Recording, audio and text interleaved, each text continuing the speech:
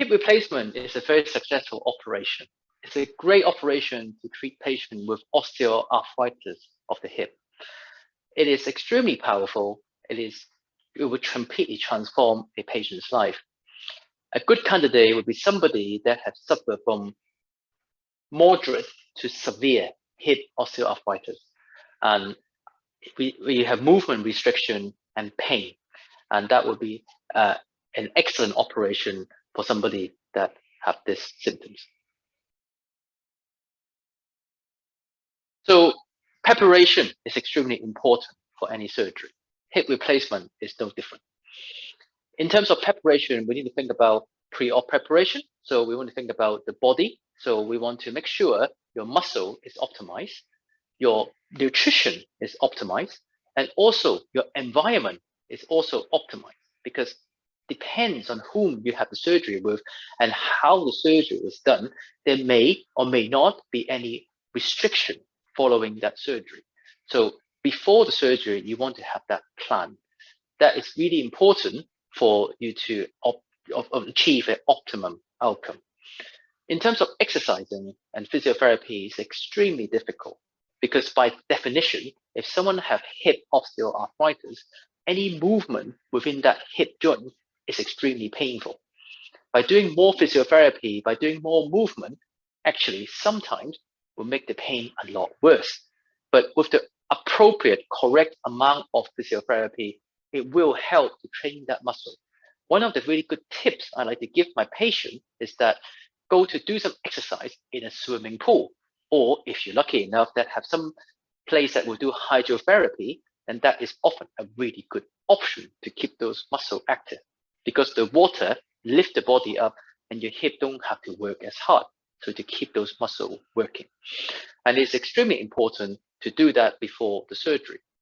And during the surgery, in terms of the patient, there's very little that you can do because it's all down to actually what the surgeons do, what surgical approach is used, what implant has been used, what the bearing surface and how the bearing surface are coupled together often make a big difference to post-op rehabilitation.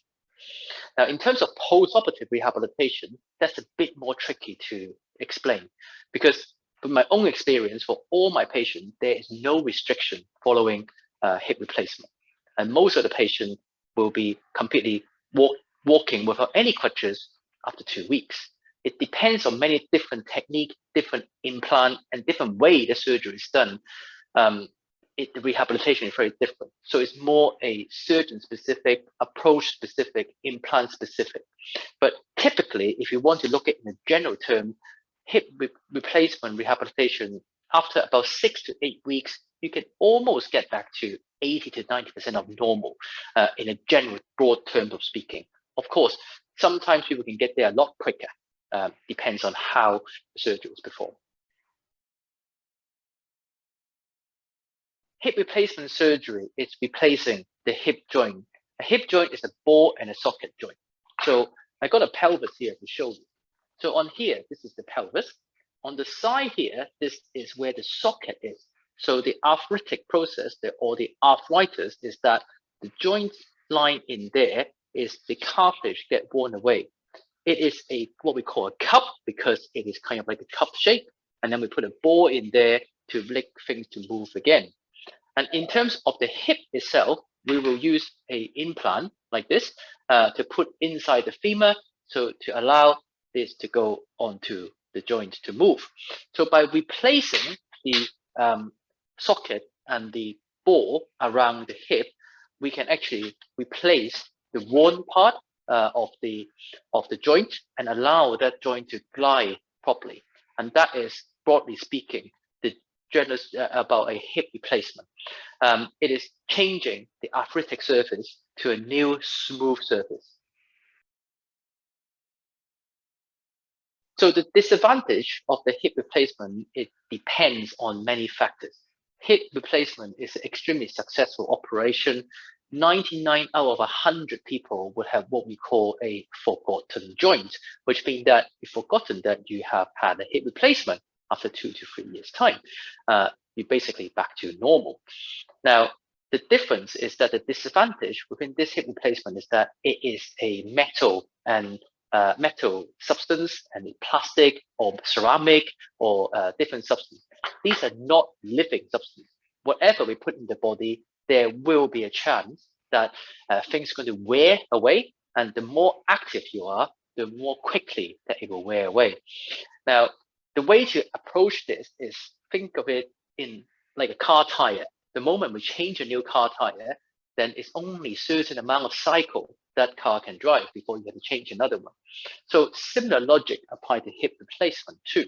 So once you put the whatever material we have, ball and socket in there, these two surfaces will start to glide against each other.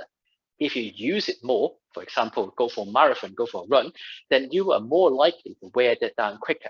But usually nowadays we have with the modern material, we expect this hip to last 20 to 25 years easily. Of course, we do the more modern material, we won't know for sure until the 50 years up before we know that it will last 50 years.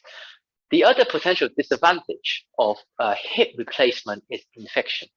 It is a foreign body that's going into your body, a bit like a dental implant as such, but it's just a little bit bigger in scale.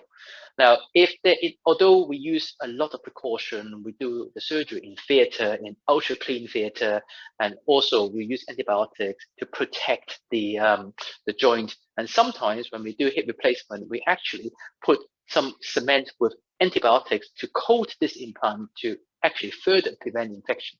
Even though we do all those sort of things, there's a small chance that infection can happen. And finally, the one other disadvantage is dislocation. In order for us to do the hip replacement, we have to get the hip joint out and put it back in.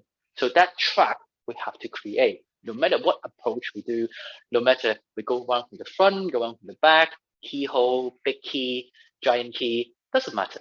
It's still the same thing. We still have to form that track for that ball to get in.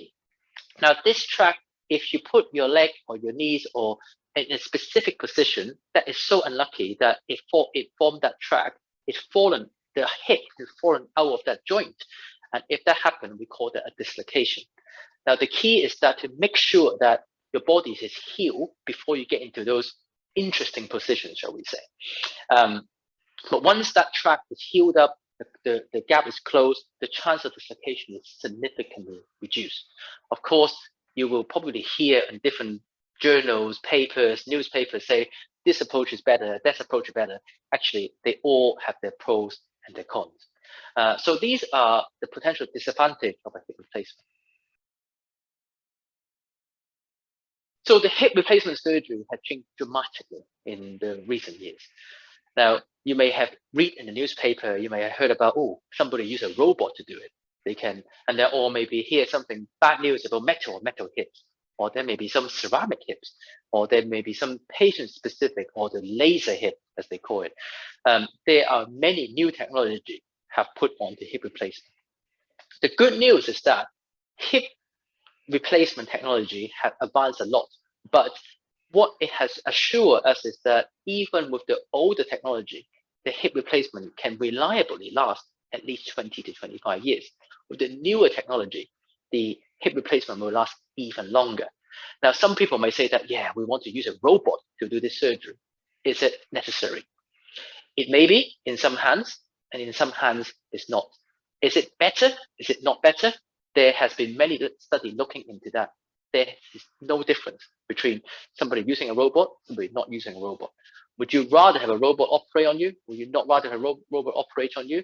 I think that is down to a personal discussion and thinking and discussion with that surgeon that are they used to use a robot because it's another tool that they use. And the other hand is that is only a very, very small part of the journey. The innovation and the research and the advance in hip replacement actually is in before the surgery, the pre-op, the nutrition, and actually the bearing surface. So nowadays we got some hips that we can use a ball in a ball. So it's a double ball technology that we can use, which is very useful.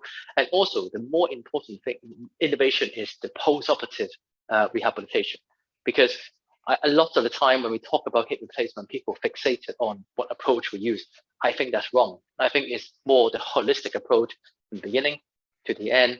And actually, the journey is really important because we know for a fact that at approximately 1 year time, it doesn't matter what approach you use, doesn't matter what implant you use, you're all going to be very happy. And it's how quickly you get there and how comfortable you get there that counts.